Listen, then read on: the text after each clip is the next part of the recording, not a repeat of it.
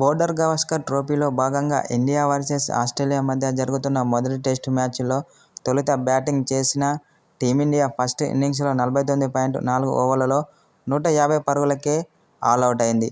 అయితే మొదటి ఇన్నింగ్స్లో టీమిండియా బ్యాటర్లు విఫలమయ్యారనే చెప్పాలి. ఆ తర్వాత బ్యాటింగ్కు వచ్చిన ఆస్ట్రేలియా 27 ఓవర్లలో 7 వికెట్లు నష్టపోయి 67 పరుగులు మాత్రమే చేసింది. అయితే అనంతరం టీమిండియాపై కీలక వ్యాఖ్యలు చేసిన ఆస్ట్రేలియా స్టార్ ఆల్రౌండర్ అయిన గ్లెన్ మ్యాక్స్వెల్.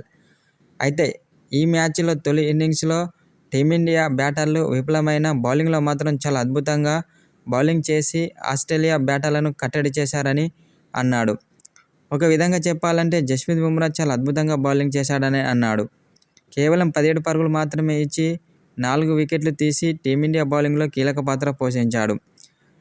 అయితే జస్ప్రీత్ బుమ్రా బౌలింగ్ ధాటికి ఆస్ట్రేలియా టాప్ ఆర్డర్ విఫలమైంది. దీంతో తక్కువ పరుగులకే 7 వికెట్లు కోల్పోవాల్సి వచ్చిందని గ్లెన్ మ్యాక్స్వెల్ ఓ స్పోర్ట్స్ ఛానల్కి ఇచ్చిన ఇంటర్వ్యూలో పేర్కొన్నాడు. అయితే టీమిండియాను ఎదుర్కోవడం చాలా కష్టంగా ఉందని మా ఆటగాళ్లు అంటున్నారు.